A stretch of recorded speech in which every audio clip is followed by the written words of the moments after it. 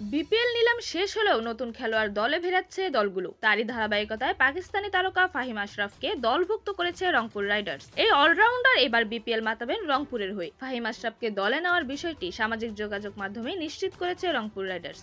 এর আগেও বিপিএল এ খেলেছেন ফাহিম আশরাফ। সর্বশেষ আসরে ফরচুন বরিশালের হয়ে উজ্জ্বল পারফর্ম করেছিলেন তিনি। ব্যাট হাতে 278 রানের পাশাপাশি বল হাতে 20 উইকেট শিকার করেন এই অলরাউন্ডার। পাকিস্তান জাতীয় দলের হয়ে 3 ফরম্যাটেই খেলেছেন ফাহিম। দেশটির হয়ে 76টি আন্তর্জাতিক টি20 খেলে 134.08 স্ট্রাইক রেটে 535 রানের পাশাপাশি বল হাতে শিকার করেছেন 60 উইকেট। বিপিএল ছাড়াও বিগ ব্যাশ, টি20, ব্লাস্টের মতো টুর্নামেন্টে খেলেছেন ফাহিম। বিপিএল নিলামে দুইজন বিদেশি খেলোয়াড় দলভুক্ত করেছে রংপুর রাইডার্স। তারা হলেন ইতালির এমিলিও গে ও পাকিস্তানের মোহাম্মদ আকলাক। দেশিদের মধ্যে রংপুরে আছেন মাহমুদুল্লাহ রিয়াদ, লিটন দাস, নাহিদ রানা, তাওহিদ হৃদয়রা। এছাড়াও নুরুল হাসান সোহান ও পেসার মুস্তাফিজুর রহমানকে নিলামের আগে সরাসরি চুক্তিতে দলে নিয়েছে রংপুর। বিদেশিদের মধ্যে রয়েছেন দুই পাকিস্তানি খাজা নাফে ও সুফিয়ান মুকিম। বিপিএল এর দ্বাদশ আসরের জন্য রংপুর রাইডার্সের স্কোয়াড: লিটন দাস, তাওহিদ হৃদয়, নাহিদ রানা, রাকিবুল হাসান, আলিস আল ইসলাম, মৃত্যুঞ্জয় চৌধুরী, নাইম হাসান, মেহেদি হাসান, সোহাগ মাহমুদুল্লাহ, আব্দুল হালিম,